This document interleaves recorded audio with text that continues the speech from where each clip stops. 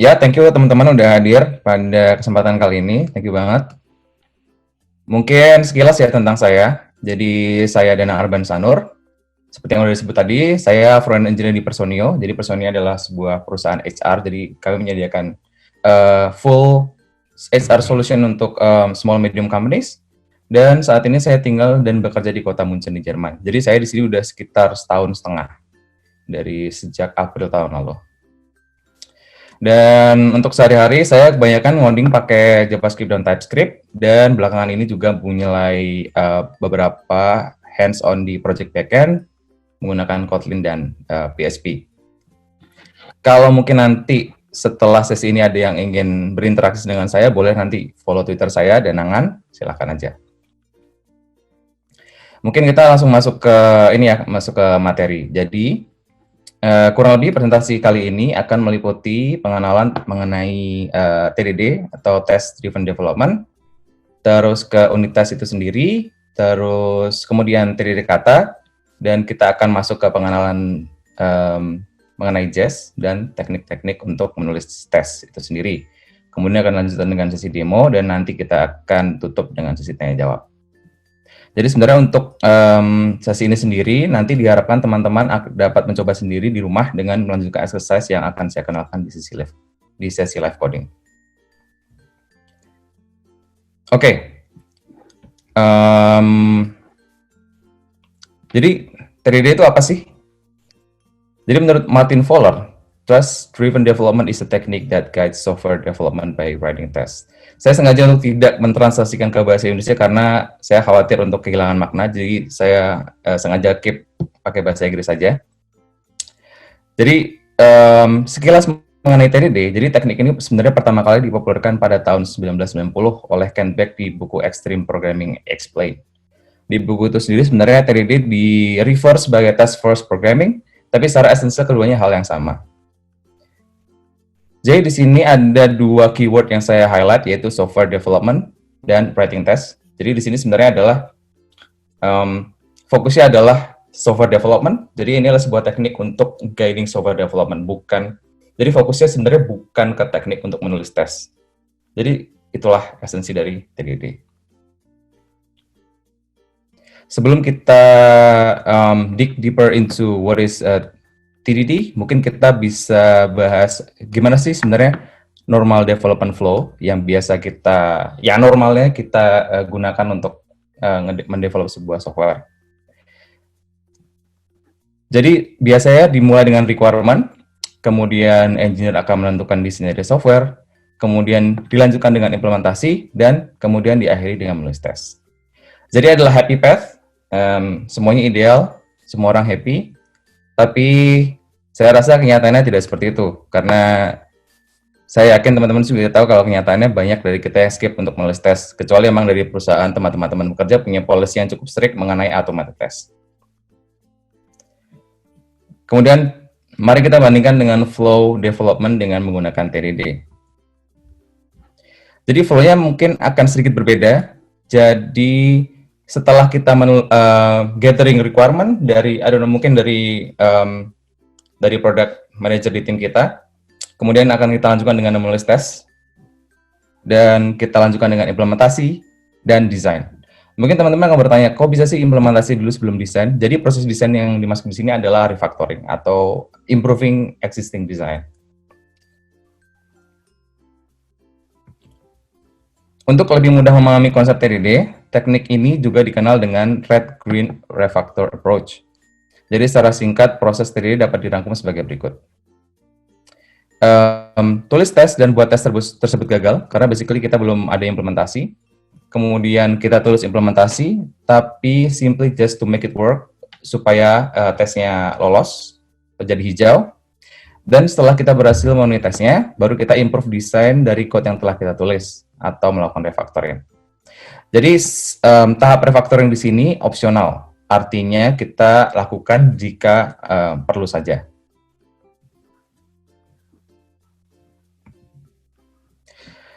Jadi kenapa sih kita harus mencoba pendekatan ini?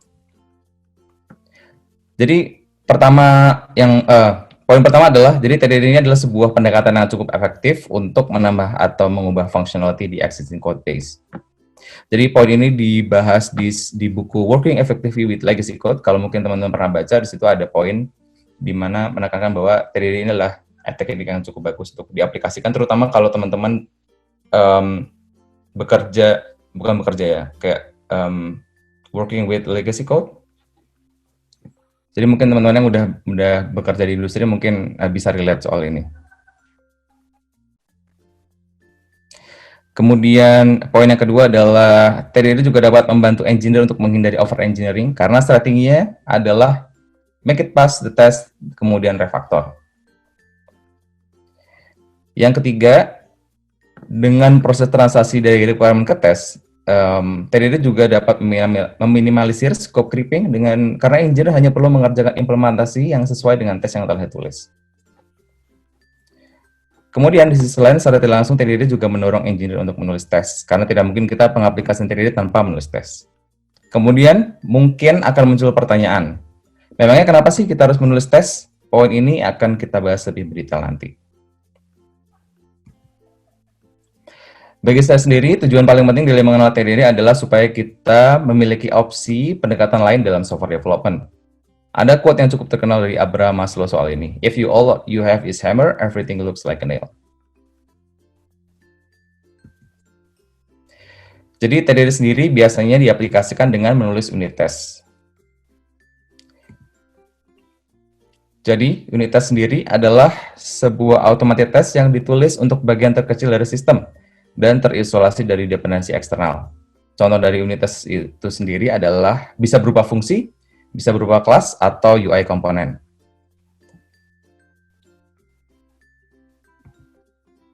Oke, jadi untuk menjawab pertanyaan tadi, kenapa sih kita harus menulis tes untuk software yang kita tulis? Tujuan utama dari menulis tes adalah meningkatkan confidence dari engineer dalam shipping code kita ke production. Jadi memiliki tes yang trustworthy akan mencegah terjadinya regression bugs, yaitu bug yang terjadi ketika kita menambahkan atau mengubah existing feature, tetapi malah merusak functionality yang lain. Sejauh ini pengalaman saya dengan tes sangat-sangat positif. Pengalaman saya pribadi bahkan bisa fixing bug di UI komponen tanpa saya harus dibagi manual di browser. Karena saya cukup percaya dengan tes yang telah saya tulis. Selain itu, tes juga bisa menjadi sebuah tool dokumentasi yang cukup powerful, karena kurang lebih tes akan menjelaskan behavior dari sebuah unit itu sendiri.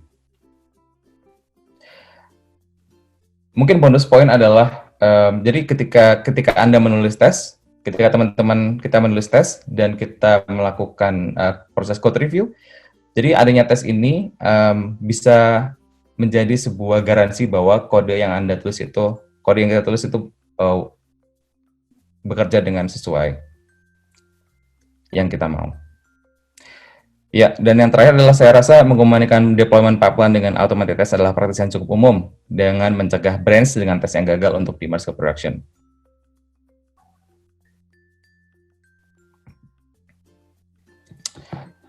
Kemudian ini adalah salah satu keluhan atau statement yang beberapa kali saya dengar, yaitu adalah aplikasi saya banyak bugs-nya dan saya terlalu sibuk ngebenerin bugs di production, jadi saya nggak punya waktu untuk nulis tes. Nah, mungkin kita perlu lihat dari sudut pandang lain, yaitu aplikasi kita mungkin banyak bugs-nya karena kita tidak menulis tes. Yang menurut saya sih make sense, karena ketika teman-teman sudah terbiasa untuk menulis tes, maka ini akan make sense. Jadi quote ini bukan dari saya dapat quote ini dari Roy Osherov. Jadi beliau ini adalah pengarang buku Art of Unit Test. Waktu itu saya dapat workshop dari dia di company saya. Dan ini buat saya sih sangat relatable. Oke, jadi mungkin kita akan dig deep di topik yang lebih teknikal. Jadi dalam presentasi kali ini kita akan menggunakan framework Jest. Jadi Jest ini adalah sebuah testing framework yang menyediakan API untuk assertion, mocking, dan untuk structuring file test kita. Saya belum pernah gali dalam soal Muka atau Jasmine, tapi sejauh yang sekilas saya baca, kurang lebih mereka provide feature atau API yang sama dengan Jest. Jadi kalau misalnya teman-teman sudah pernah mencoba dan implementasi dengan Muka atau Jasmine, silakan. Itu adalah preference pribadi. Dan kalau bagi saya sendiri, saya memilih Jest untuk presentasi ini karena inilah teknologi atau tools yang saya gunakan sehari-hari, dan saya rasa cukup untuk memberikan gambaran ke teman-teman semua tentang penggunaan test framework.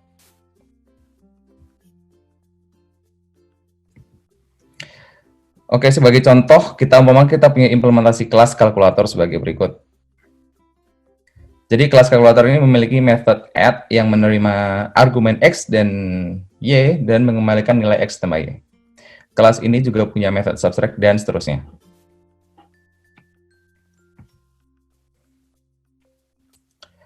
Jadi ini adalah contoh struktur tes dengan menggunakan yang diimplementasikan dengan menggunakan Jest. Common praktisnya adalah dengan grouping satu kelompok test block dengan fungsi describe. Sedangkan dengan assertion-nya kurang lebih pada contoh di atas kita expect nilai resultnya ada 2. Jadi kalau teman-teman, dan kemudian kalau misalnya teman-teman bertanya SUT itu apa? Itu adalah sistem under test, istilah yang biasa dipakai untuk merefer kepada unit atau sistem yang sedang dites.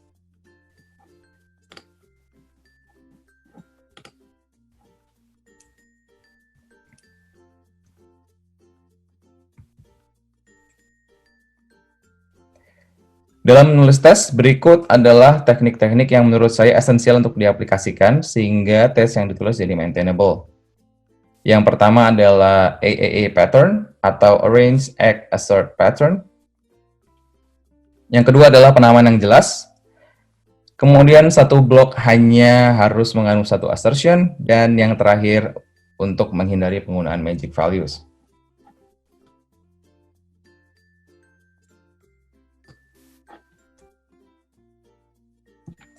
Ya, berikutnya kita akan bahas lebih dalam satu persatu.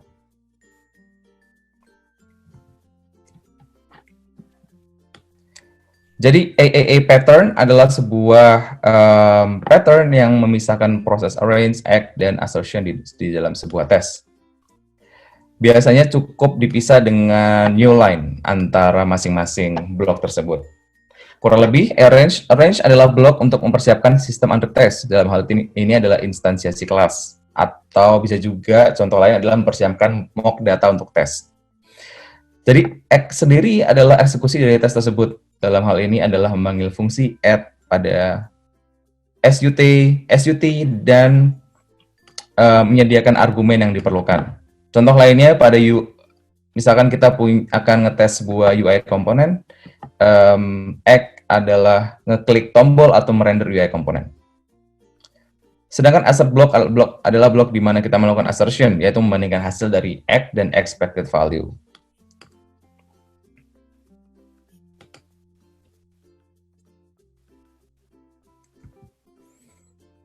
Oke, jadi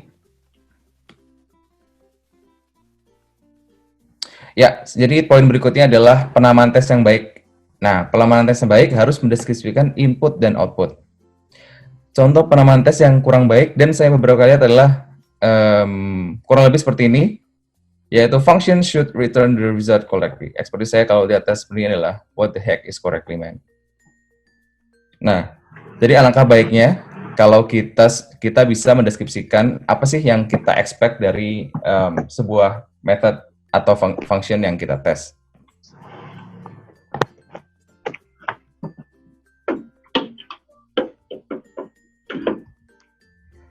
Oke, kemudian satu praktis berikutnya adalah one test, one assertion. Oke, untuk sebagai contoh, let's say kita menambahkan sebuah functionality untuk logging hasil dari add function menggunakan logger.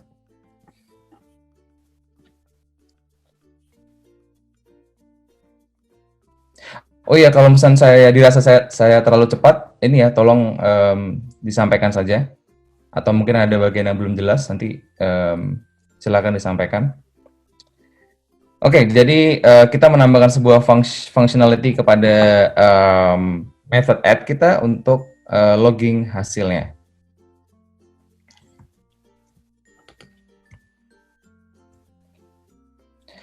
Oke, dalam hal ini kita bisa menuliskan tes sebagai contoh berikut. Nah, sayangnya contoh tes ini adalah contoh yang kurang baik. Jika kita melakukan beberapa assertion dalam satu tes, dalam contoh ini kita punya dua assertion di bawah, jadi kita punya expect result to be 2 dan expect mock logger to be called with 2.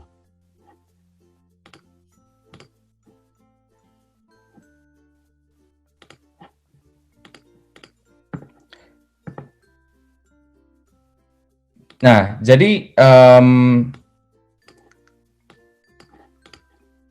cons-nya dalam approach yang ini, jika kita melakukan beberapa assertion dalam satu tes, kita tidak bisa tahu secara instan, secara langsung, functionality mana yang menyebabkan tesnya gagal. Jika tesnya gagal, bisa saja kalkulasi yang salah atau implementasi loggingnya yang salah.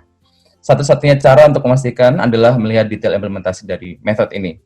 Nah, dalam contoh ini kita hanya punya dua. Bayangkan kalau misalnya kita punya 5 atau mungkin 10, itu akan semakin susah untuk tahu secara tepat functionality mana yang gagal ketika satu test block ini gagal.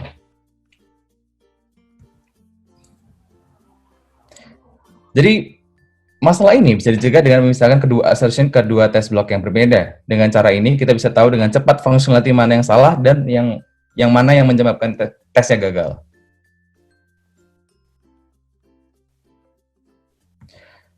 Kemudian, praktis yang terakhir adalah menghindari magic value. Sebagai contoh, kita akan menambahkan functionality untuk si logger ini supaya bisa menerima custom message.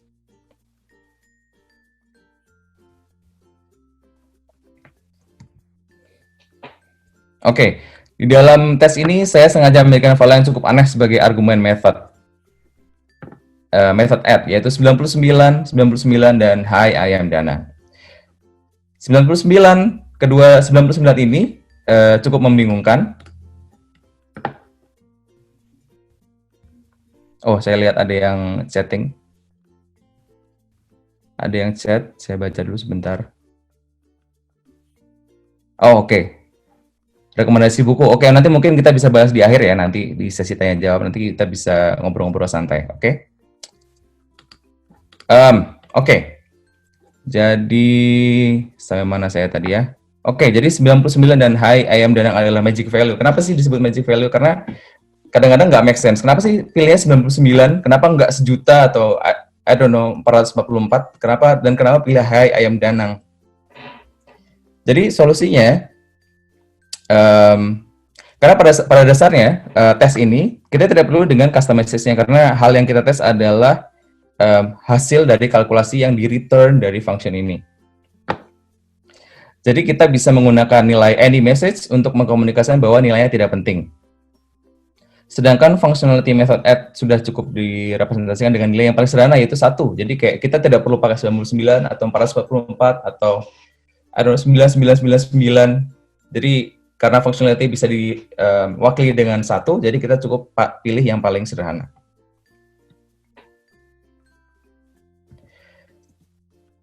Oke, jadi pertanyaannya adalah, kenapa sih kita harus repot-repot mengaplikasikan teknik-teknik tersebut untuk menulis tes kita? Karena pada dasarnya tes code adalah kode kita juga. Maka itulah kewajiban kita sebagai engineer untuk maintain kode tersebut.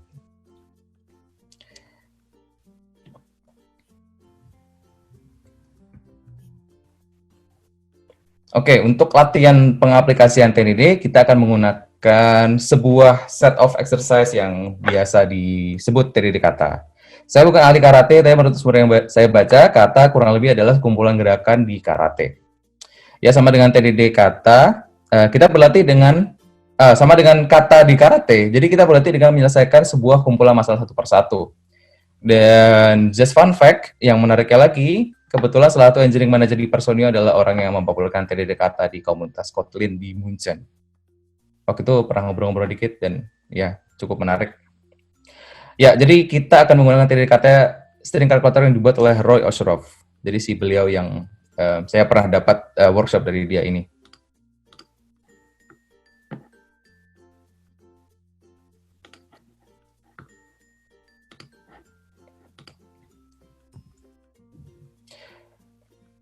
Oke, jadi sebelum kita masuk sesi live coding, sesi demo dari saya, jadi saya udah siapkan reponya untuk starter kit TDD kata. Jadi yang Saya sudah siapkan setupnya, jadi nanti yang teman-teman perlu lakukan hanyalah cukup clone repo-nya, kemudian run npm install untuk install dependency yang udah termasuk JS di dalamnya, dan nanti cukup run npm test watch untuk menjalankan tes dalam watch mode. Jadi watch option di sini itu untuk mengaktifkan watch mode-nya Jest. Jadi Jest akan tahu jika ada perubahan pada file tes yang sudah ditulis dan akan menjalankan ulang tesnya secara otomatis.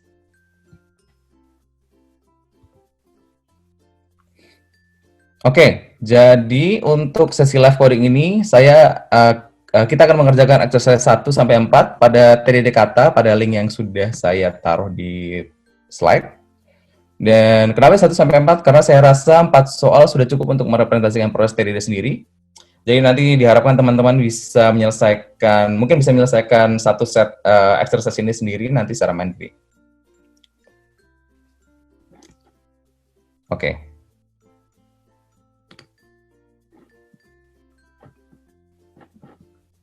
Saya akan stop sharing sebentar.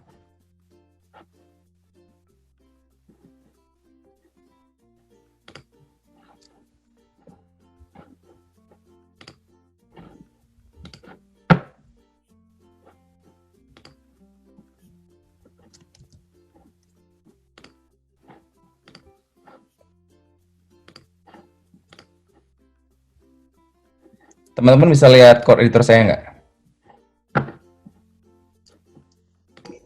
Bisa, Mas. Bisa. Oke. Great. Oops, ada solusinya. Oke, jadi di repo yang udah saya siapkan itu sebenarnya ada solusinya. Jadi diharapkan nanti ini ya teman-teman jangan nyontek dulu ya. Ketika nanti mulai latihan mandiri. Oke, anyway, jadi seperti yang tadi sudah saya sampaikan. Jadi ini adalah set exercise yang bisa teman-teman lakuin untuk berlatih gimana sih untuk bisa tahu gimana sih feel-nya untuk pengaplikasian TDD ini sendiri. Jadi kurang lebih problem yang mau kita implementasikan di sini adalah string kalkulator. Jadi kurang lebih secara functionality yang kita punya adalah kita akan punya satu method add yang akan menerima string of numbers yang dipisahkan dengan koma, dan nanti function ini akan mengembalikan total dari integers yang kita provide ke method ini. Jadi kunci dari latihan ini adalah fokus pada satu task pada satu waktu, dan that's it. Dan juga seperti yang tadi saya sampaikan, jadi saya sebenarnya sudah install dependensinya untuk demo, untuk tujuan demo supaya cepat ya. Dan setelah install dependency, yang berikutnya perlu dilakukan adalah run command ini. Jadi kita run testnya dalam watch mode supaya kita bisa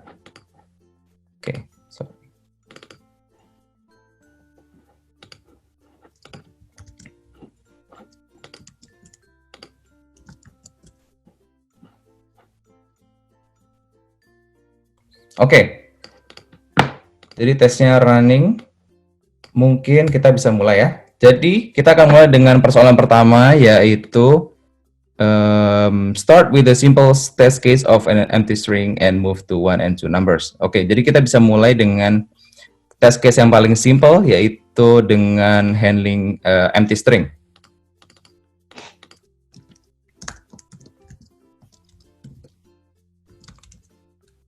Oh iya, jadi seperti yang teman-teman bisa lihat, jadi di sini kebetulan saya udah siapkan kelas string kalkulator, dan nanti kita akan implementasikan solusinya di sini.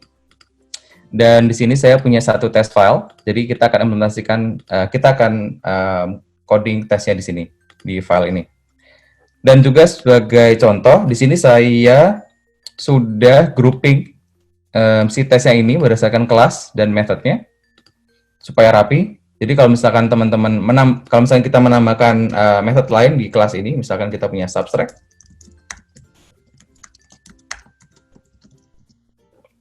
Jadi nanti yang perlu kita lakukan adalah menambahkan block describe lain di sini.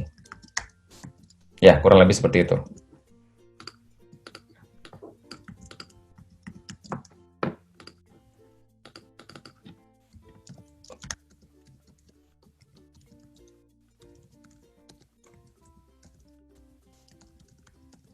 Oke, jadi untuk namanya saya akan coba dengan penamaan ini, should sum up given, should return 0 given empty string.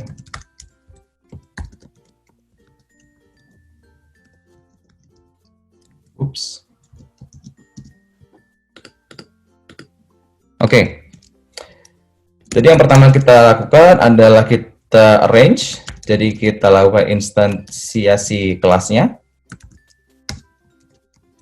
Oke. Kemudian berikutnya adalah kita lakukan act-nya. Dan kita simpan hasil di satu variabel yang kita namakan result. Dan kita melakukan assertion-nya di sini.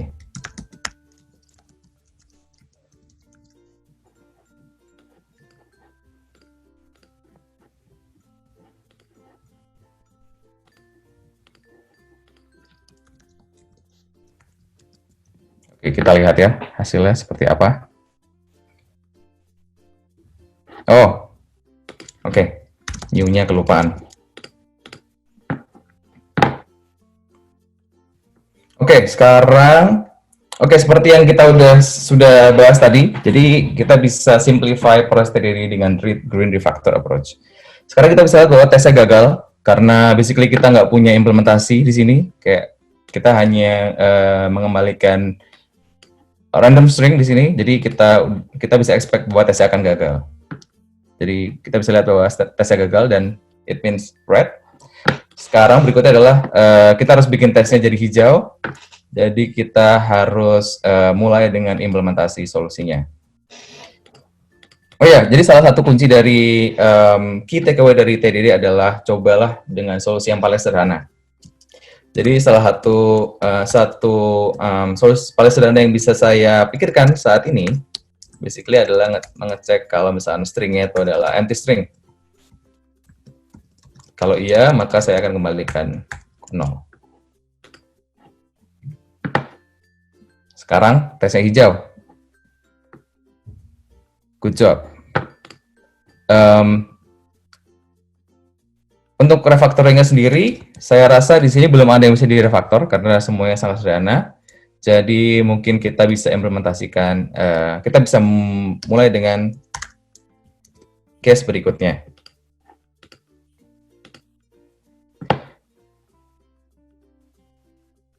Oke, setelah kita bisa handle empty string dan berikutnya kita harus bisa handle one and two numbers. Mungkin kita bisa mulai dengan one number. Jadi kurang lebih it should return the number in integer given single.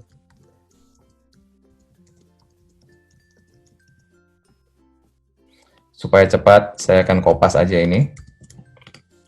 And let's say, karena kita nggak mau punya magic value, jadi saya simply akan pakai 1 di sini supaya simple. Dan kita bisa lakukan, kita bisa ganti assertion-nya, expected result di statement assertion-nya. Oke, jadi tesnya gagal. This is expected, right? Terus, jadi berikutnya yang bisa kita lakukan adalah kita implementasikan solusi yang paling sederhana. Dan bagi saya, solusi paling sederhana dari permasalahan ini adalah parse integer dari string. Dan sekarang tes hijau. Oke. Sekali lagi karena belum make sense untuk refactoring karena semuanya masih sederhana, kita bisa move on ke test case. Ke case berikutnya, yaitu untuk menerima multiple numbers.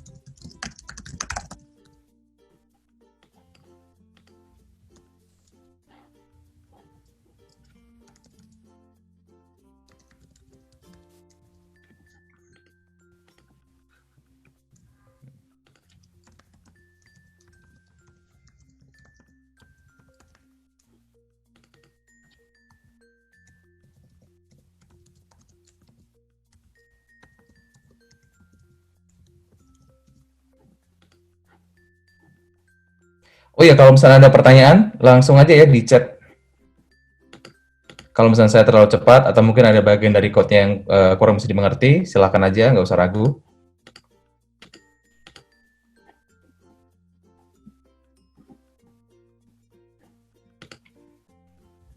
Oke, jadi sekali lagi saya kopas aja supaya menghemat waktu. Jadi kurang lebih, oh oke, jadi salah satu poin yang penting di sini adalah number-nya dipisahkan dengan koma.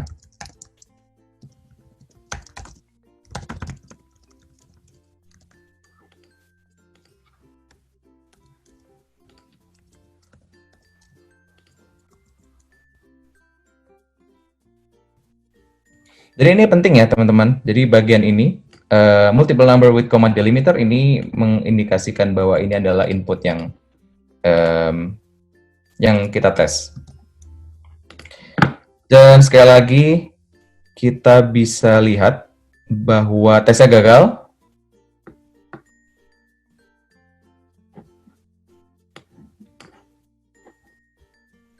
Oke, jadi berikutnya yang kita lakukan adalah implementasi dari solusinya. Ya, ada pertanyaan? Mungkin moderator bisa unmute.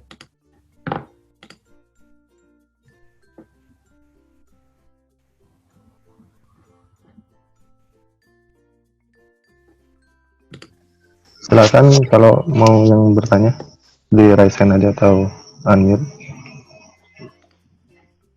Atau mungkin tanya jawabnya pas di akhir aja gimana, Nang? Jadi biar dulu kan. Iya. Jadi nanti di akhir aja kita tanya jawabnya. Oke, boleh.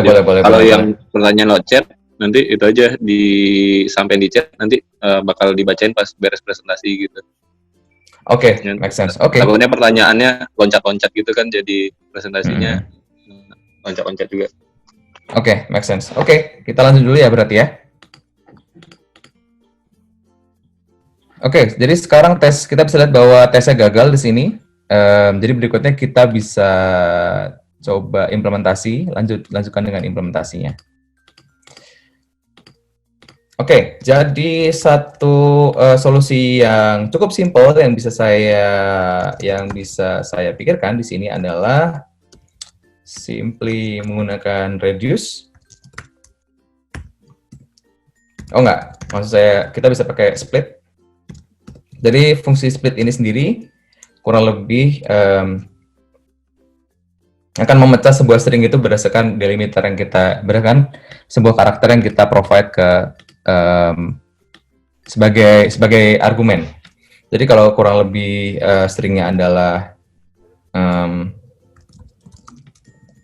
oke, mungkin saya bisa pakai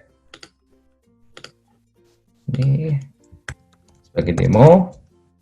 Jadi let's say saya punya 1, 2 split dengan menggunakan koma, maka hasilnya adalah array of 1 dan 2. Oke, jadi berikutnya kemudian saya bisa menggunakan reduce. Jadi reduce ini adalah fungsi yang bisa kita gunakan untuk mengakumulasikan sebuah nilai pada suatu array.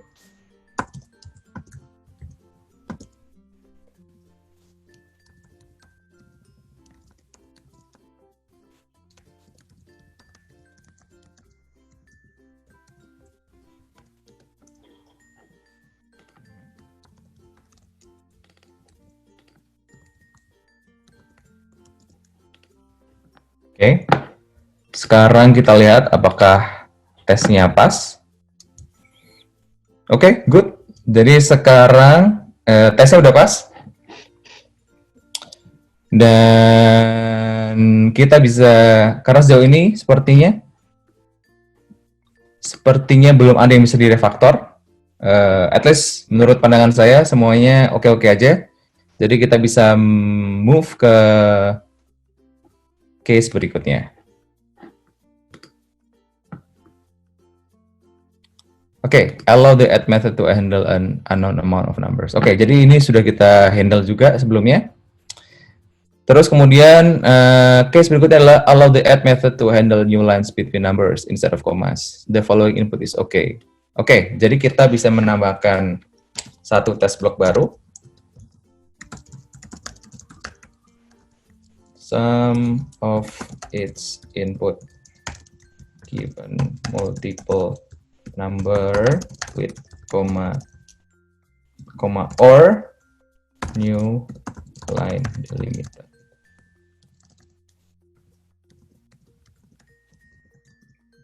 Oke. Jadi supaya cepat, saya akan kopas juga.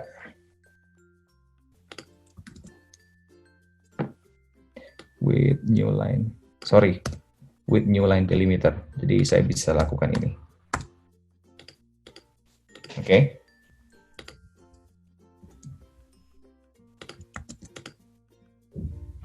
Oke, seperti yang udah kita expect, tesnya akan gagal karena kita belum implementasi solusinya. Oke. Jadi kita bisa balik ke kelasnya dan kita bisa mulai implementasikan solusinya. Oke, jadi menurut saya salah satu cara yang simple dan cukup menarik untuk yang bisa kita implementasikan adalah seperti ini. Jadi kita bisa split dulu dengan new line, kemudian saya akan join lagi dengan koma. Jadi secara nggak langsung kita akan replace si new line ini dengan koma. Mungkin kalau misalnya penasaran, kita bisa coba di sini.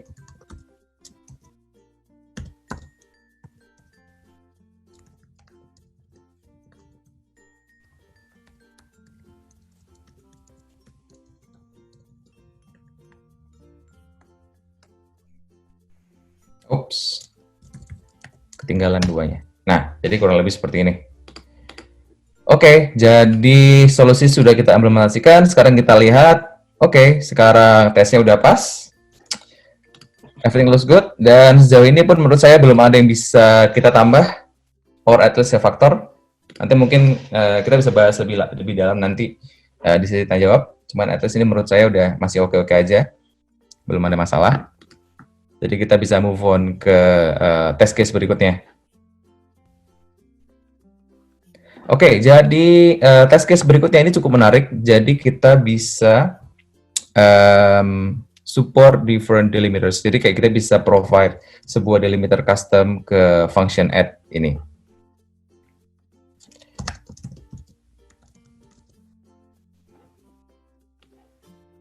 Oke, jadi saya akan kopas aja.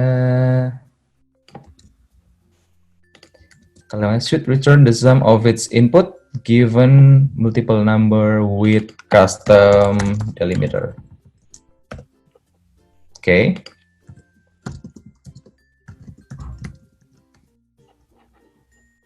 Jadi saya akan kopas lagi supaya simple. Oke, jadi di sini kita bisa lihat dari soalnya sendiri bahwa formatnya kurang lebih seperti ini. Oke, jadi let's say kita punya delimiternya adalah semikolon dan numbersnya adalah 1 dan 2, maka kita bisa expect hasilnya adalah 3.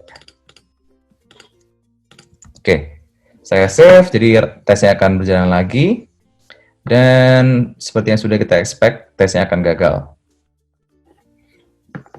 Oke, jadi kita bisa balik ke implementasinya. Dan kita bisa mulai dari solusi yang paling sederhana. Jadi mungkin kita bisa melakukan pengecekan bahwa jika si string ini mengandung double slash, maka kita bisa tahu bahwa kita passing custom delimiter, right? Dan kita bisa ekstrak stringnya.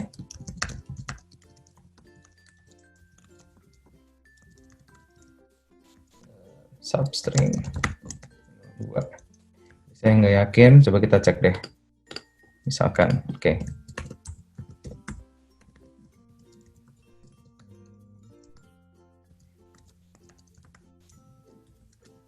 Oke, cool. Jadi kita ekstrak double slash-nya. Terus kita bisa ekstrak custom delimiternya.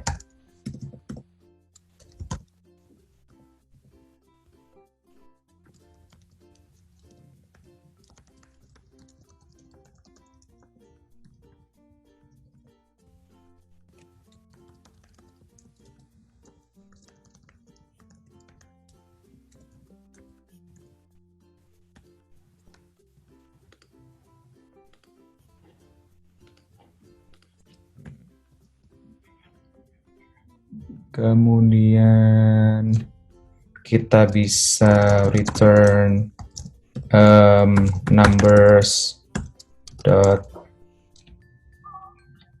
split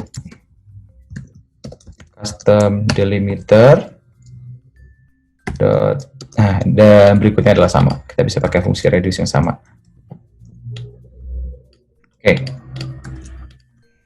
Oke, we'll see ya. Whoops.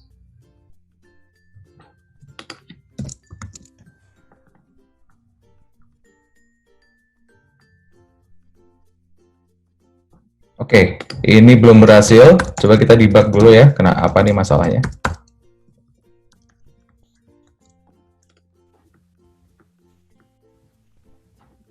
Oke.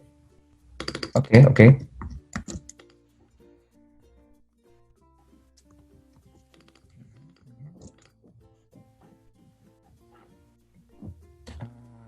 Pantas, oke. Good.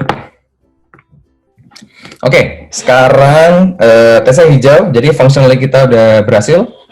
Tapi di sini kita bisa lihat bahwa saya bisa lihat di sini ada beberapa repetisi ya. Jadi contohnya ini reduce-nya, ini di sini ada repetisi. Jadi mungkin yang kita bisa lakukan adalah kita bisa improve code-nya sedikit dengan cara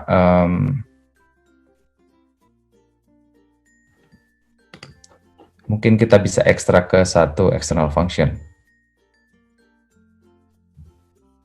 Oke, jadi mungkin yang kita bisa lakukan adalah sebagai berikut.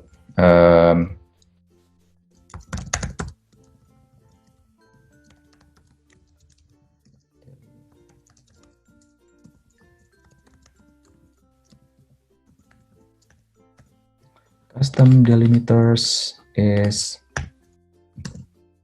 this.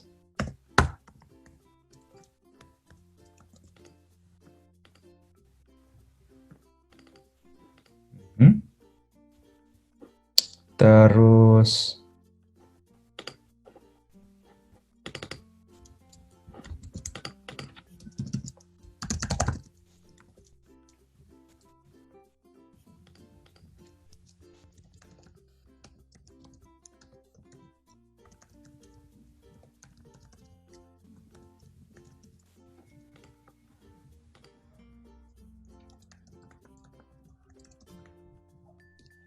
string dot split delimiter dot join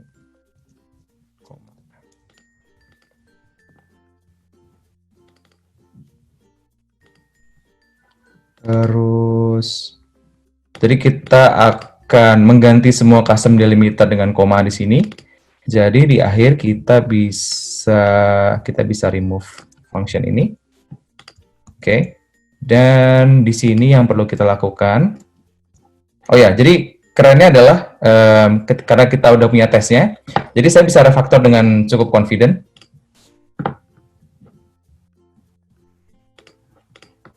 Oke, saya bisa refactor dengan cukup confident dan nggak perlu khawatir, saya bakal tahu kalau misalnya ada functionality yang rusak atau breaking functionality dari tes yang udah saya tulis.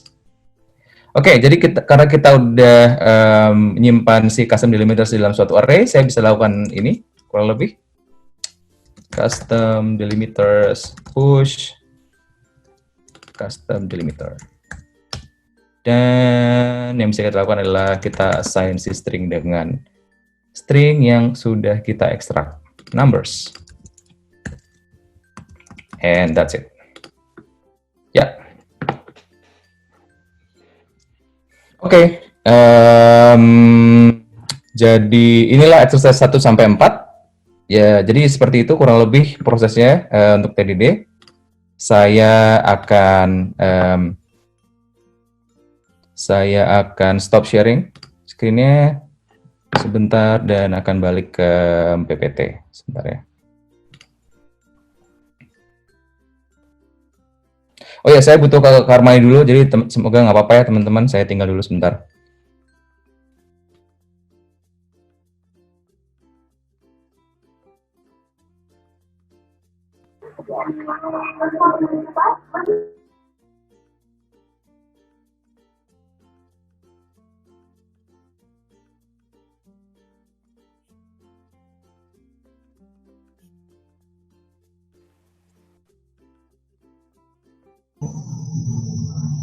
Selagi menunggu, mungkin kalau ada yang mau bertanya silakan tulis di chat ya.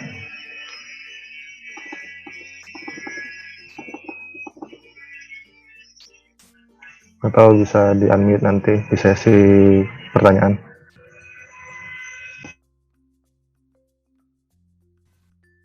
Nanti juga di akhir itu untuk peserta kita ada grup Telegram. Jadi kalau teman-teman kan sekarang perhatikan dulu yang dijelaskan Mas Danang. Nanti teman-teman praktekkan setelah ini, kita share video rekamannya di grup itu. Teman-teman kalau misalnya ada pertanyaan boleh nanya ke Mas Danang di grup itu. Gitu.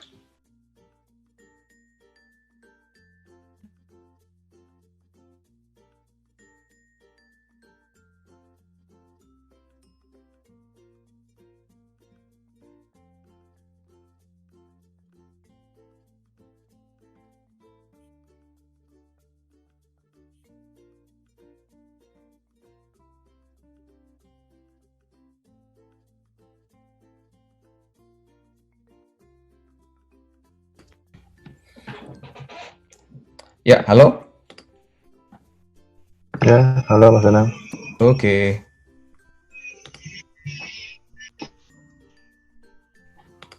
Oke, teman-teman bisa lihat deck saya lagi ya. Udah, Jadi Mas. sebenarnya, oke, alright. So, jadi sebenarnya untuk latihan exercise 3D kata ini, sebenarnya kita bisa milih bahasa pemrograman sesuai yang kita mau. Jadi nggak harus JavaScript sebenarnya. Mungkin nanti bakal ada perbedaan di API library testingnya, tapi secara prinsip harusnya 3D bisa diaplikasikan untuk semua bahasa. Ya, mungkin sebelum kita masuk ke sesi tanya jawab untuk berat, jadi silakan nanti teman-teman coba dan praktekkan, dan pada akhirnya you guys decide what works best for you. Oke, jadi mungkin kita masuk sesi tanya jawab kali ya.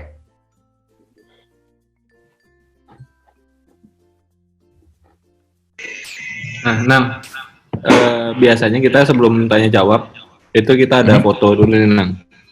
Foto. Jadi peserta bakal share screen, screen, nyalain videonya. Oke. Nanti dari kita screenshot, bentar doang. Jadi buat teman-teman yang istilahnya mungkin sudah mandi, boleh lah ya dinyalain videonya, biar kelihatan sudah mandi gitu ya.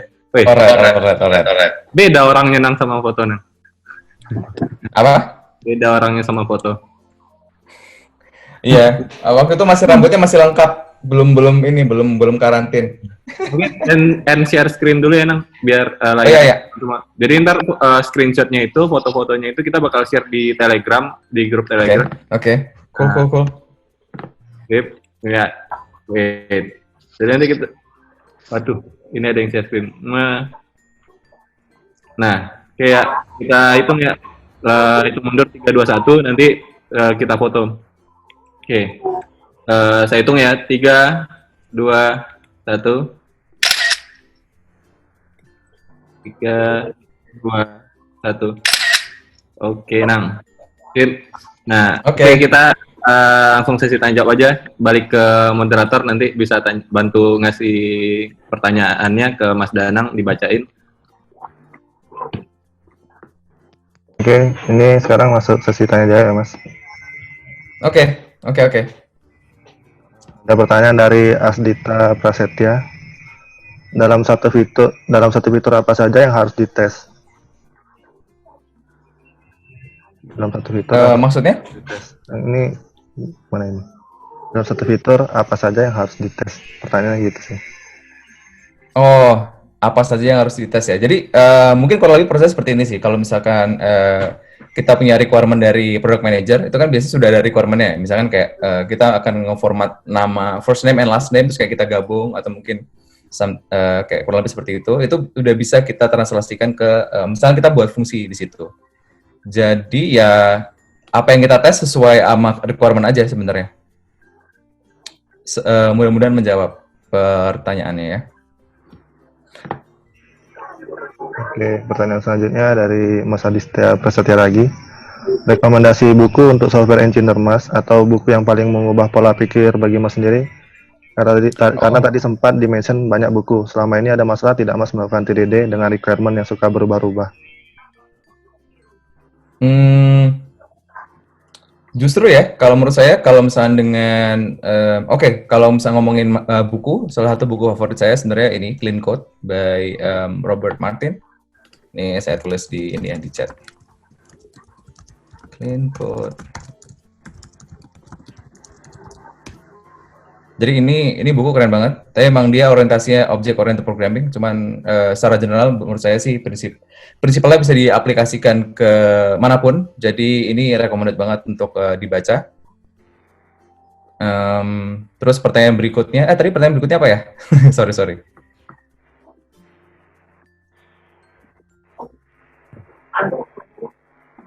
Pertanyaan berikutnya itu, selama ini ada masalah tidak Mas melakukan TDD dengan requirement yang suka berubah-ubah? Oh, oke.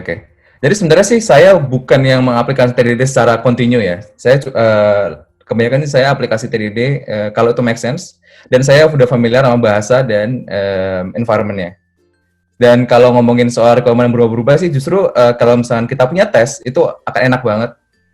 Karena ketika banyak requirement yang berubah dari, I don't know, mungkin dari kebutuhan bisnis dan kita udah punya tes yang udah kita tulis untuk existing feature, itu enak banget buat kita untuk merubah tanpa harus takut untuk merusak functionality yang lain. Jadi sebenarnya itu ini sih kayak semacam semacam safety net lah buat software engineer untuk tidak merusak functionality yang lain. Semoga menjawab pertanyaannya. Semoga menjawab pertanyaannya tadi. Oke, pertanyaan selanjutnya. Bagi sebagian yang belum pernah mencoba TDD, mungkin berpikir dengan bikin skenario test bakal bikin kerjaan lebih lama atau effort lebih besar. Kalau dari pengalaman Mas Danang sendiri, apa betul begitu? Effortnya tergantung sih. Kalau misalkan kayak masih belum terbiasa dengan menulis tes, tentu saja itu bakal lebih lama karena kan kita belum terbiasa ya. Cuman ketika makin lama makin terbiasa menulis tes, itu lama kelamaan enteng aja sih ngerjainnya. Itu sih.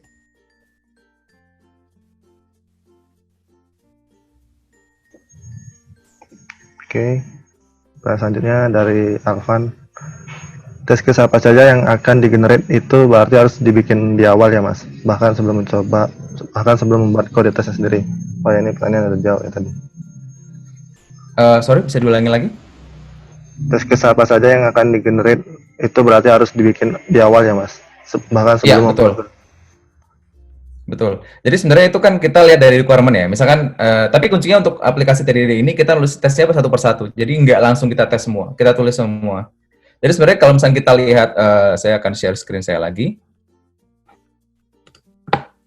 Kalau misalkan kita lihat di salah satu contohnya, di TDD kata ini sebenarnya kan kita punya banyak requirement ya dari exercise 1 sampai 4, ya kan? Nah, tapi pada implementasi sendiri kita nggak langsung tulis semuanya, tapi kita tulis satu persatu. Dan alasannya kenapa sih harus seperti itu? Jadi supaya developer tuh fokus untuk menyelesaikan satu masalah pada satu waktu. Jadi kalau misalkan kita bayangin kita langsung tulis semua dan misalkan di sini di implementasinya saya hapus.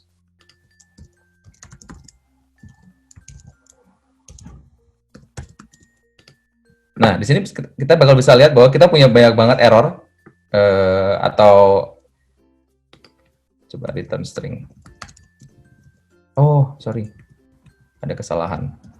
Oke, jadi kita akan overwhelm sama banyaknya error yang muncul di terminal kita. Jadi rekomendasinya adalah satu persatu. Jadi kurang lebih itu prosesnya ya dari translasi requirement ke tes.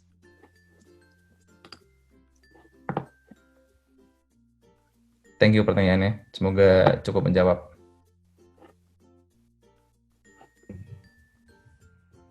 Pertanyaan selanjutnya dari Dedi Puji. Untuk test case-nya siapa Mas yang provide termasuk jenis argumen inputnya? Apakah engineer sendiri atau product manager? Kalau memang ada product manager. Oke, jadi mungkin tadi udah sedikit disinggung ya. Jadi kurang lebih untuk argumennya sendiri itu harus engineer yang menentukan karena kita yang tahu ya kayak argumen jenis apa yang make sense untuk kita gunakan untuk di tes kita.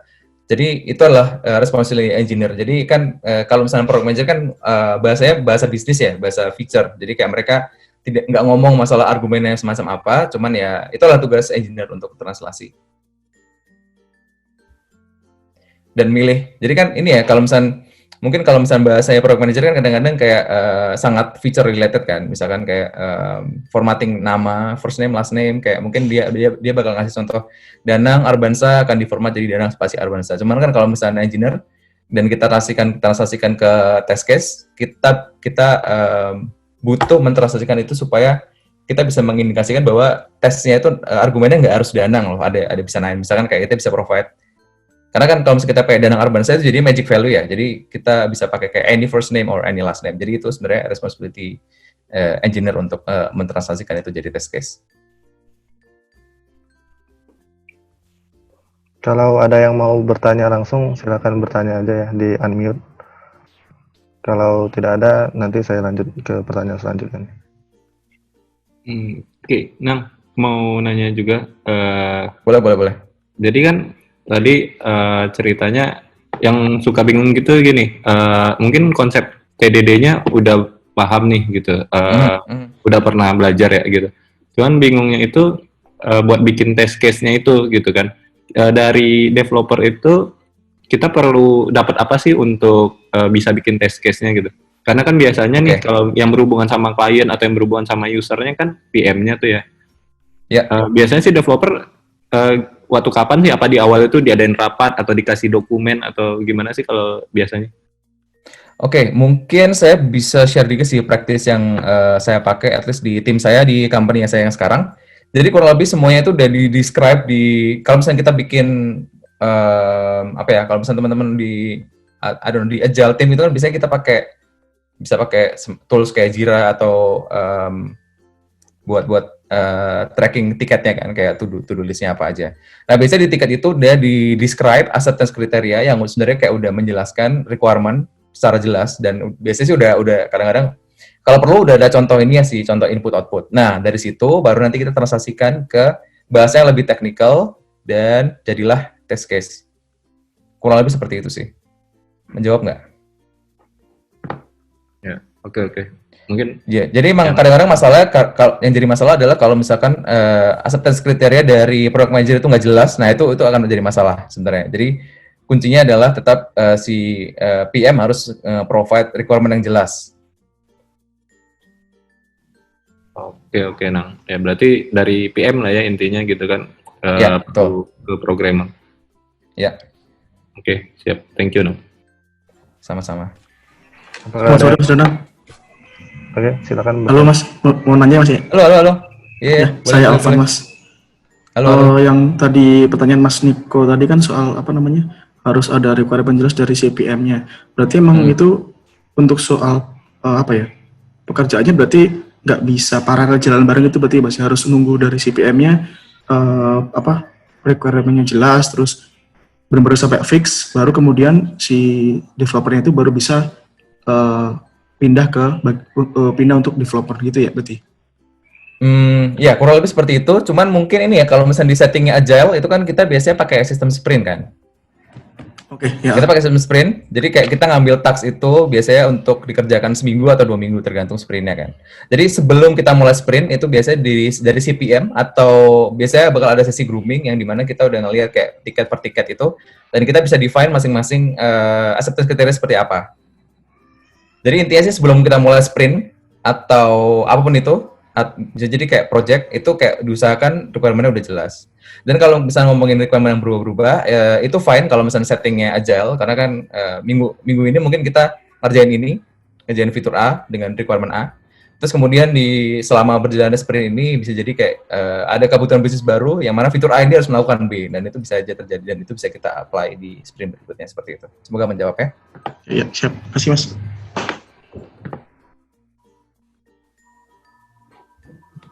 Silakan bagi yang mau bertanya lagi, silakan di unmute aja.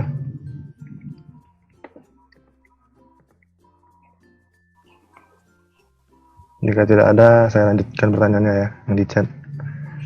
Dari Mas M. Gus, granularity unitas kan tadi disampaikan bisa ditingkatkan function, UI component ataupun kelas. Nah, mungkin ada gambaran pada kondisi bagaimana masing-masing tingkatan tersebut cocok digunakan. Saya kurang dapat pertanyaannya. Mungkin si Masnya bisa ini langsung menjelaskan. tadi kan yang disampaikan di materi itu pada saat one test itu kan artinya satu test case itu satu function atau satu UI komponen ataupun satu kelas. Nah kan yang di showing pada saat coding itu kan lebih ke arah function ya yang ditunjukkan. Nah mungkin di case-case lain itu di kondisi ataupun di test case yang bagaimana gitu ya, bisa menggunakan one component test itu di level UI komponen ataupun kelas. Kalau nggak salah saya nangkapnya seperti itu, tapi koreksi kalau misalnya saya salah tangkap. Makasih. Oke, mungkin saya coba jelaskan lagi ya. Coba saya share screen lagi.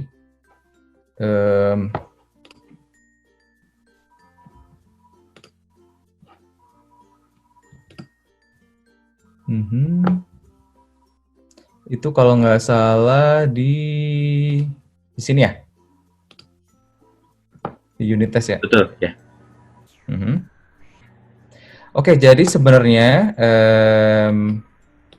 kalau misalkan, jadi coba saya refresh pertanyaannya. Mungkin jadi saya salah nangkap nih. Jadi intinya gimana kita mengaplikasikan struktur tadi untuk misalkan function atau UI komponen, benar nggak? Betul Mas. Soalnya kan kalau yang saya lihat yang baru ditunjukkan terkait testing a function ya, belum ke kelas ataupun UI komponen gitu. Oke, benar-benar. Jadi sebenarnya tadi di contoh yang sudah saya demokan itu kan sebenarnya kelas ya. Jadi kita punya kelas string kalkulator yang punya satu method, ya kan. Jadi sebenarnya mungkin ya kalau misalnya jadi ini sebenarnya cara ngestrukturin ini aja sih kalau misalnya kita ngomongin kelas ya. Jadi kebetulan di sini kan kita grouping berdasarkan kelasnya dan kemudian kita grouping berdasarkan method yang ada di kelasnya. Kalau misalkan kita punya method lain di sini, misalkan subtract string x, y, kita bisa taruh satu blok baru di sini di describe. Ya, ini kalau misalnya kita ngomongin kelas. PowerPoint. Mohon maaf. Iya ya. Oh, sorry. Yeah, pantesan. Oke, saya coba share ini aja desktop ya lebih gampang.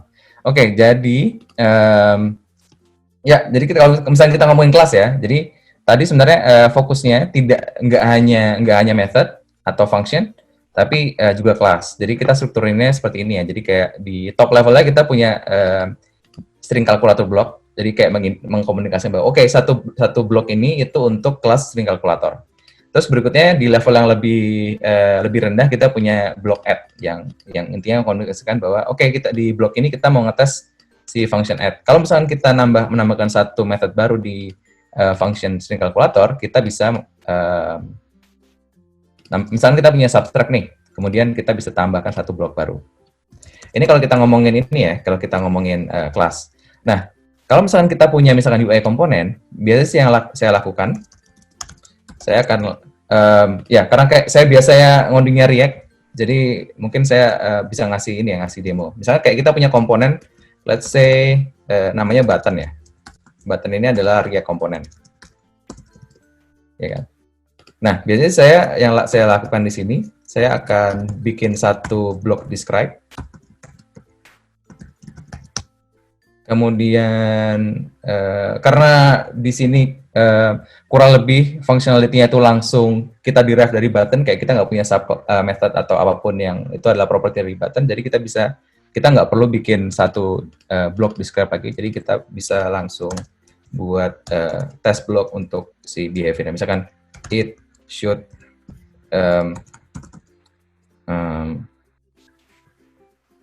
dispatch even when click, misalkan. Kayak gitu. Menjawab nggak pertanyaannya kurang lebih? Menjawab, namun itu kan kalau di case yang function kan tadi ada to be, artinya expected result-nya ya. Ya. Nah, kalau misalnya case yang UI komponen ini, gimana tuh expected result-nya? Oh, oke. Jadi gini, misalkan si button ini should call props when click. Jadi misalkan si button ini menerima sebuah props, yaitu adalah on click. Dia menerima kurang lebih interface seperti ini. ya kan? Oke. Jadi kita bisa provide callback ketika si button ini diklik. Jadi kurang lebih kita bisa bikin mock function di sini. And terus kita bisa render komponennya kalau misalnya teman-teman pernah pakai React Testing Library atau pakai Enzyme itu bisa kita render. Jadi kurang lebih render di sini. Terus nanti kita render, terus kita bisa jadi di situ kita bisa kayak semacam simulasiin kliknya. Jadi kalau nggak salah ada interface APIs kalau nggak salah seperti ini. Ini kalau nggak salah, say render button adalah seperti ini. Do render. Terus kalau nggak salah, iya, jadi kita bisa simulasiin kliknya. Saya lupa interface-nya, maksudnya API seperti apa, cuman ini bisa dilakukan. Jadi kurang lebih kayak gini, klik. Terus nanti kita bisa expect mock fn to code. Seperti itu. Oh, oke. Jadi bukan pakai function yang sama ya. Tadi yang to be itu beda lagi gitu ya, tergantung requirement. Ya, tergantung kebutuhan, betul. Jadi nanti Mas mungkin nanti bisa cek lebih dalam di dokumentasinya Jazz. Jadi itu ada macam-macam. Jadi selain buat assertion untuk mock function, itu juga ada assertion untuk kalau misalkan invoking function itu bakal ngelempar error, itu juga ada di situ. Jadi nanti Mas bisa cek. Oke.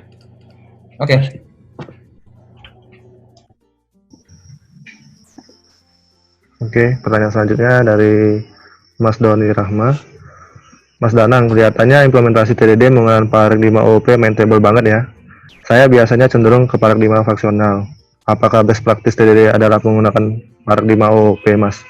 Atau best practice JavaScript sendiri sebaiknya menggunakan paradigma OOP juga? Oke. Jadi sebenarnya kalau menurut saya ya, jadi sebenarnya TDD ini tuh agnostik sama OOP atau functional. Jadi itu basically sama, kita bisa pakai dua-duanya. Ya, menjawab nggak jawabannya? Karena Mas Doni Rahma menjawab tidak misalnya. Iya, menjawab, Mas. Iya, kurang lebih gitu sih, karena ya itu jawab, ya kurang lebih seperti itu. Oke. Dari Fauzan Ahmad Zaki, apa yang paling sering ditesting selain function? Oke.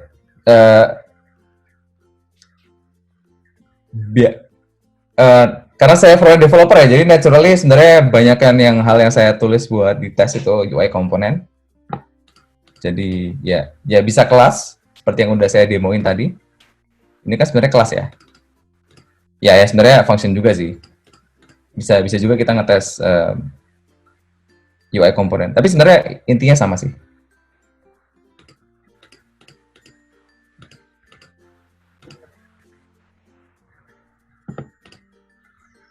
Oke, pertanyaan selanjutnya dari Mas Yusuf.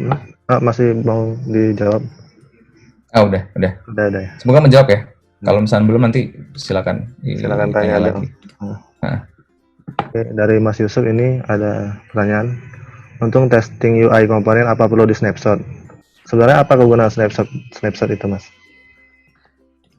Oke. Jadi ini ya, sebelum saya kasih jawaban, disclaimer dulu, ini opinionated banget. Saya kurang suka dengan approach snapshot testing. Karena sebenarnya dengan snapshot testing ini itu kita ngetes detail implementasi dari sebuah komponen ini.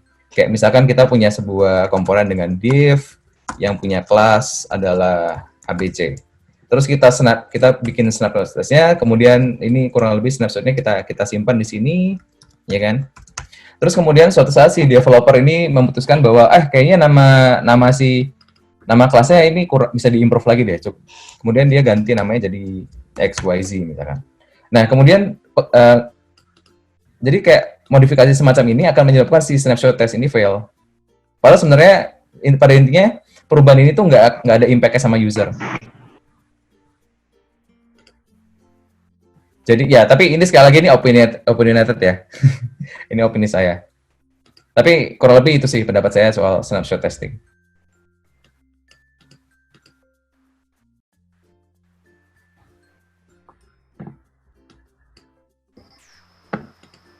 Oke, semoga menjawab ya. Pertanyaan selanjutnya dari Panji Setia Nur Prawira. Kalau semisal membuat function terlebih dahulu baru nanti kalau sudah fix baru ditulis di testing satu persatu bagaimana? Apakah itu best practice? Oke. Jadi sih kalau menurut saya ya, yang paling penting adalah teman-teman nulis tes itu hal yang paling penting. Jadi kalau misalkan ya itu kalau misalkan memilih untuk aplikasi TDD apa enggak itu kayak bebas, silakan. Cuman kayak yang penting punya tes. Jadi ya bebas aja. Cuman tergantung sih. Kalau misalkan konteksnya adalah kayak menambahkan atau edit fitur di kode yang udah existing, saya akan rekomend banget untuk cobain TDD. Jadi instead of bikin function baru atau mulai refactor, saya akan rekomend untuk bikin tesnya dulu.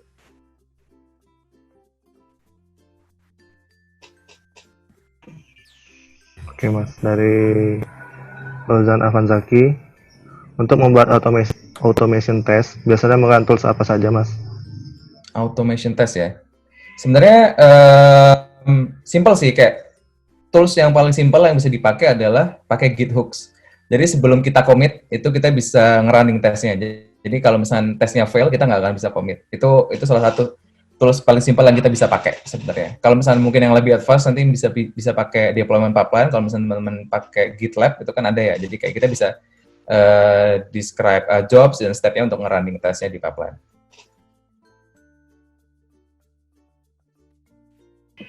Semoga menjawab.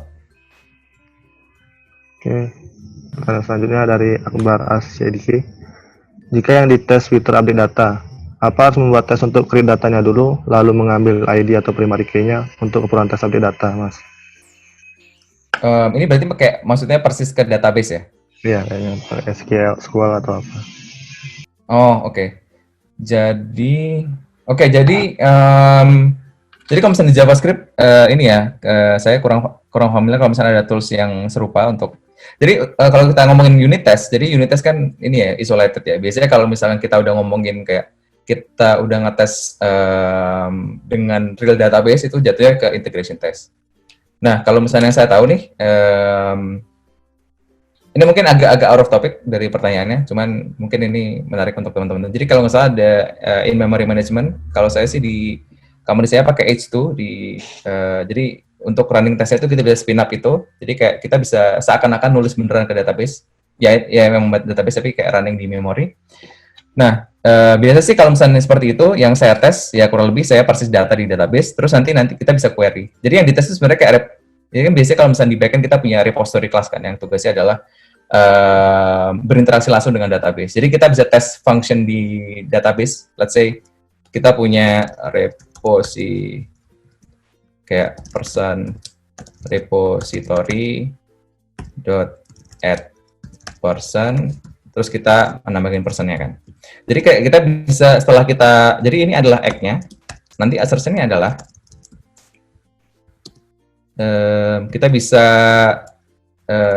query datanya dari in-memory database-nya, terus kita bisa verify bahwa datanya sama dengan person yang udah kita provide di sini. Biasa sih, at least itu yang biasa saya lakukan sih. Semoga menjawab ya.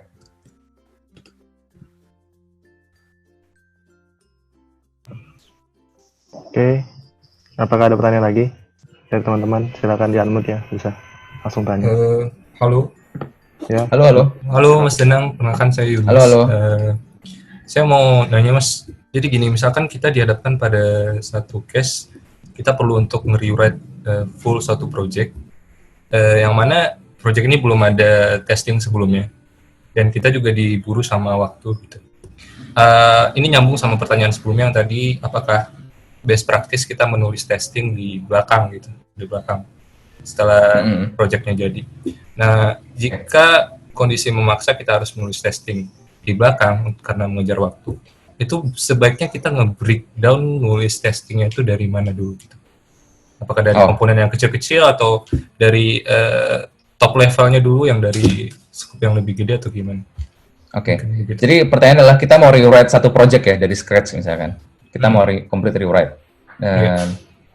Oke, jadi tergantung dari bagian mana yang mau dikerjakan dulu. Saya sih kalau misalnya at least kalau misalnya saya dihadapkan pada posisi yang sama, itu yang akan saya lakukan. Kalau misalkan kayak ini misalnya kayak project backend gitu kan, terus kayak kita punya repository atau ada kelas service segala macam, terus kayak kita mulai dari service A misalkan, yaudah saya akan mulai dengan cover si service A ini dengan tes. Jadi kayak mungkin saya nggak akan mulai dengan nulis tes untuk semuanya, tapi mulai dengan apa yang mau saya kerjakan dulu. Oke, jadi kalau saya nangkapnya kita nulis testingnya per modul begitu ya, kalau untuk front end bisa dibilang kayak gitu? Per modul, ya, diselesaikan dulu satu modul gitu kan, selesai satu modul fiturnya selesai, baru belakangan ditulis testingnya gitu. Jadi ini kita mau refaktor kan ceritanya? Lebih ke rewrite sih mas. Kalau yang tadi dilihat untuk prosesnya itu kan kita nulis satu function, nulis unit test untuk tiap-tiap function gitu kan. Yang saya maksudnya apakah mungkin untuk kita bikin semua dulu nih per modul, selesaiin dulu semua fiturnya jadi, terus kita baru mulai bikin testingnya yang mulai kecil-kecilnya gitu. Apakah itu best practice di dunia kerja yang benar kayak gitu? Atau ada saran lain? Jadi saya salah tangkap. Tadi pikir saya pikir tadi refaktor, tapi enggak ya. Jadi kayak udah kita bikin project gitu baru dari awal. Oke. Jadi saya mungkin rekomendasi saya. Kalau rekomendasi saya, kalau misalnya mau dikejar waktu dan belum terbiasa dengan approach TDD, silakan aja. Kalau belum terbiasa silakan aja. Kayak ya udah. Tapi ya tetap saya akan rekomendasi tetap untuk nulis tes aja sih. Kalau misalnya nggak sempat untuk yang gede-gede ya, paling nggak kalau misalnya punya tes untuk yang function yang kecil-kecil, that's gonna be good sih. Itu sih paling dari saya. Karena kan sekali lagi persoalannya waktu ya, dan kita kayak kondisinya belum terbiasa, jadi ya udah apa boleh buat. Oke. Dan kondisi kayak ini apakah normal gitu di dunia kerja yang di startup di luar gitu? Apa mereka emang benar-benar bikin TDD itu suatu hal yang pasti harus dilakukan? Ya, mungkin saya bisa ngomong untuk company saya ya. Kalau misalnya di company saya, at least kami cukup strict masalah tes. Jadi kayak kalau misalnya nggak punya tes, intinya merge request-nya pasti bakal ditolak. Itu kayak 100% seperti itu. Tapi kalau untuk approach dirinya sendiri itu opsional sih, itu tergantung developer. Nah, kalau saya sendiri, saya nyaman banget nih kalau misalnya TDD pakai JavaScript, saya udah nyaman, kayak saya udah biasa sama itu. Terutama kalau misalnya mau nambahin fitur baru di yang udah ada, itu enak banget. Kalau di Kotlin juga saya udah mulai nyaman, jadi kayak biasa saya ngelakuin itu. Tapi kalau di PHP karena saya nggak biasa, itu agak susah jadinya. Jadi ya udah saya nggak ngambil TDD sebagai approach saya biasanya kalau misalkan kayak gitu. Jadi ya tergantung developer sih. Oke. Thank you mas. Sama-sama.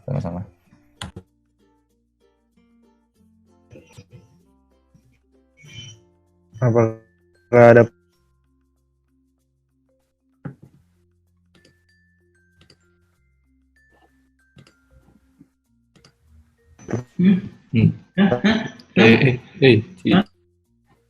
ada lagi? Silakan di-unmute aja. Ada yang pakai .script sama .test tuh. Itu kapan ya pakai .script .test? Halo, sorry bisa diulangin? Kayaknya koneksinya tadi barusan agak terganggu. Jadi saya nggak bisa dengar pertanyaannya. Mau nanya ini nih, ya ngelanjutin yang pertanyaan sebelumnya tadi, yang tadi Mas siapa ya? Lupa. Kan itu tuh kalau misalnya nggak sempat gitu, atau misalnya belum kebiasa gitu kan. Nah, cuman masalahnya sih karena kitanya belum kebiasa, seringkali kayak jadinya kita nggak, apa ya istilahnya itu, nggak jadi pakai TDD nih gitu. Soalnya ya pengalaman pribadi juga gitu kan. Oke, kita nanti ada project atau pekerja atau misalnya modul baru kita kembangkan, kita pakai TDD ya gitu. Cuman terus pas di modul berikutnya, wah kayaknya waktunya nggak sempat nih, nanti aja deh gitu kan. Itu yang berulang terus gitu kan. Ada implementasi TDD itu. Itu apa ya? Apa memang maksudnya nggak apa-apa kayak gitu kan? Artinya ya. Tapi masalahnya malah nggak jadi buat diimplementasiin pakai TDD gitu. Nggak masalah kayak gitu atau gimana Nang? Ada tips nggak? Ya, Sebenarnya sih ini trade off ya. Jadi mungkin kayak kalau misalnya kita ngerjain satu produk di awal, itu kan kadang-kadang kayak ya udah kita korbankan quality untuk speed of delivery kan. Jadi it's fine. Jadi kayak itu tergantung ini aja, tergantung trade off yang kita bisa pakai. Tapi kalau misalnya di satu titik kan sebuah I don't know, kayak sebuah bisnis atau sebuah produk itu mulai concern kayak masalah quality, kayak masalah resiliensi segala macam, dan saat itu mungkin adalah saat yang tepat untuk kita mulai concern masalah testing. Tapi kalau misalnya di awal dirasa kayak kita nggak ada waktu nih bla bla bla, dan kayak ya udahlah, kalau mungkin kita masih bisa afford untuk beberapa ya lah handle bugs di production, mungkin it's fine. Jadi kayak sekali lagi itu tergantung dari ini sih, kayak kebutuhan bisnis dan situasionalnya aja. Jadi ya seperti itu kurang lebih. Kalau menurut saya sih seperti itu ya, at least. Make sense nggak? Kemarin pas kalau pertama kali implementasi TDD, pengalamannya kayak gimana sih, Nang? Waktu itu prosesnya gimana? Kalau pengalaman pertama kali sih emang ini ya, kayak rasanya itu aneh karena ini kayak sesuatu yang baru dan itu nggak terbiasa, jadi emang sedikit lambat. Tapi lama-lama terbiasa sih jatuhnya. Jadi mungkin kayak bukan buat yang udah terbiasa, mungkin jatuhnya nggak jauh beda. Atau memang at least sudah, atau mungkin dari yang udah biasa nulis tes ke TDD itu kayak lebih mudah gitu. Kalau misalnya belum terbiasa nulis tes dan ke TDD itu jadi kayak stepnya agak steep jadinya. Jadi mungkin nanti kalau misalkan emang concern sama teman-teman concern sama software quality, mungkin bisa berlatih dari nulis tes dulu. Nanti mungkin kalau udah mulai sedikit terbiasa dengan nulis tes, nanti baru bisa step up ke TDD mungkin. Mungkin saran saya seperti itu sih.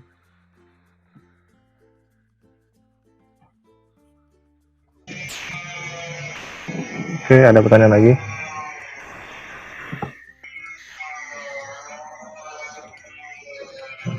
Halo, Saya mau nanya. silakan bertanya, Mas. Testing API call itu gimana ya? Testing apa? Sorry? API call. API call.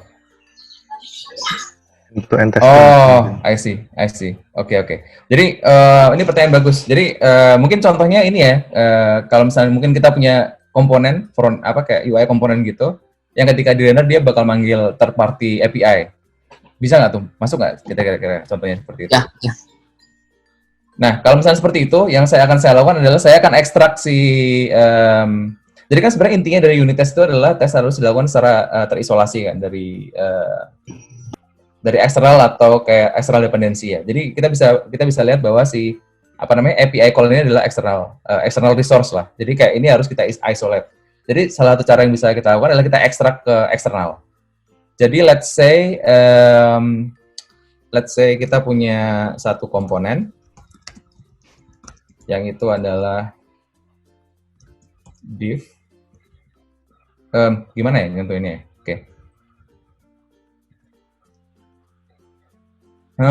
Tunggu sebentar. Ya, kalau misalnya pendekatan saya sih biasanya saya akan injek sih dengan cara kalau misalnya di React mungkin saya akan kasih props. Jadi kayak on mount fetch misalkan. Terus kita bisa provide dengan apapun itu function yang kita mau. Bisa aja function call API yang di dalamnya itu dia bakal fetch sebuah URL misalkan. Ya kan? Nah, di production code saya akan inject ini ke komponen. Nah, tapi ketika testing, yang saya lakukan adalah saya akan provide mock function di komponen ini.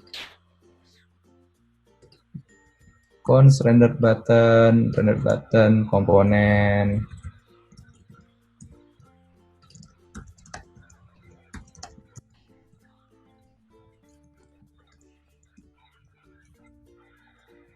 On mount fetch adalah mock fn. Oke.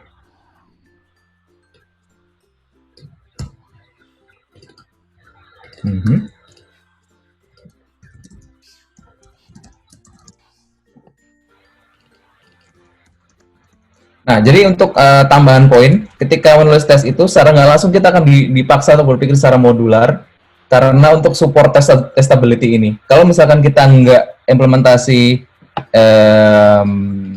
dengan cara seperti ini, dengan cara kita inject external dependency, ini ngetes ini akan susah banget. Semoga menjawab ya. Kebayang nggak maksud saya? Jadi misal kayak buat si face-nya itu terpisah gitu ya sama si komponennya itu. Iya, betul. Jadi bikin satu function lain, kayak biasanya saya yang saya lakukan adalah saya punya satu file yang itu isinya kayak api.js gitu. Terus isinya itu adalah kumpulan dari fetch-nya, ya. Terus kayak biasanya di komponen biasanya saya inject ke komponen, jadi kayak nggak dipakai langsung di komponen. Jadi nanti itu kalau misalnya kayak gitu kita bisa provide mock functionnya dengan gampang dan kita bisa tes dengan gampang seperti ini. Oke, Mas, makasih. Sama-sama.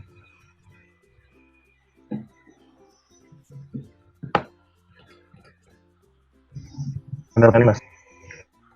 Kapan ada apa penamaan untuk file tesnya itu pakai .spec sama .test tuh? Ada yang pakai apa? Ada kondisi pakai sorry, bisa diulangi pertanyaannya? .spec sama I see. Kondisi penama .spec ada .test kan? Nah, itu kapan sih pakai .spec?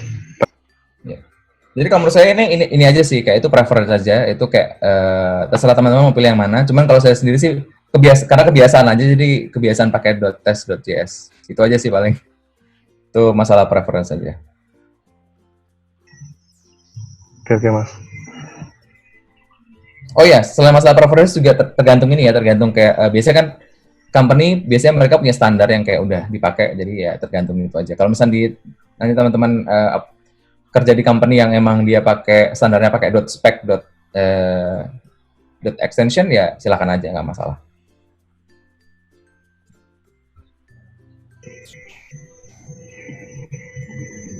Silakan yang mau bertanya lagi. Mungkin ini pertanyaan terakhir ya, kalau ada yang mau bertanya. Mengkonfirmasi lagi aja, Mas.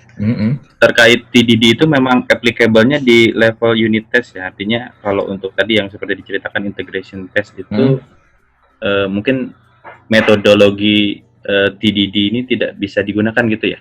Atau bagaimana?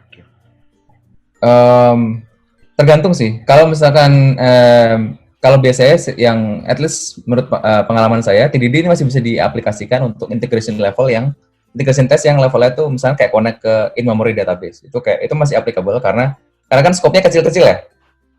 Nah, tapi kalau misalnya scope-nya itu udah lebih gede dan itu kayak melibatkan banyak komponen, itu udah mulai susah. Jadi kayak mungkin bisa, cuman itu terlalu repot sih. Kayak susah jadinya.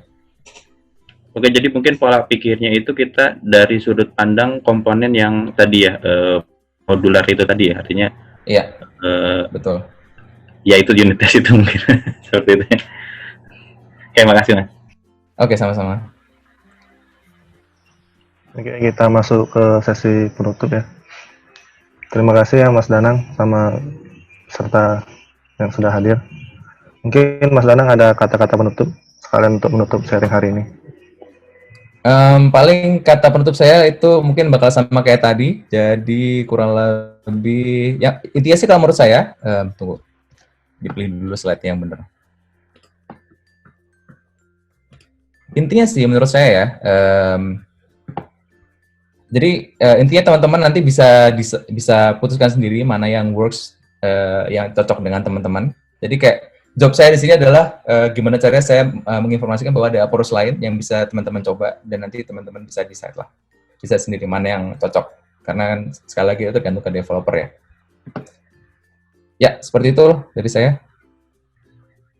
Ya, kita mau ngumumin itu yang link Telegramnya itu di chat aja ya. Oh iya, maksud link ini presentasinya PPT. Ya nanti mungkin yang PPT dan langsung aja yang share ke grupnya. Jadi ini kita kan udah bikin tuh yang grup buat tanya jawab. Oke. t.me/tdddanang. Oh ya, nanti mungkin saya akan minta bantuan teman-teman buat isi feedback form. Saya lupa bikin feedback formnya. Jadi nanti kalau bisa nanti minta tolong ya, luangkan waktu. Oh, udah. formnya Ini apa nih? udah ada di chat ya, bisa dilihat. Oh, oke, mantap. Thank you. Mungkin teman-teman bisa isi dulu feedbacknya ya. Berarti nanti slide-nya, rekamannya, sama kalau mau praktek terus ada error atau bingung, tanyanya di grup Telegram yang khusus PDD Danang ini berarti. Oke. Mas, sorry mau nanya, itu yang di form apa namanya Oh iya. feedback webinar yang diikuti kayak belum ada deh Mas. Oh sebentar, ditambahkan ya, sebentar. Oke Mas.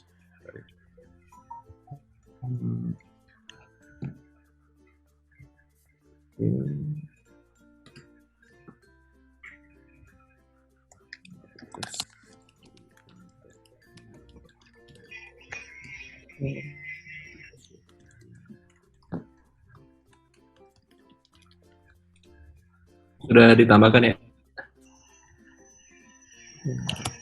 Silakan isi dulu ya feedbacknya kalau belum. Oke Mas, makasih. Oke, thank you ya semuanya buat waktunya. Semoga bermanfaat.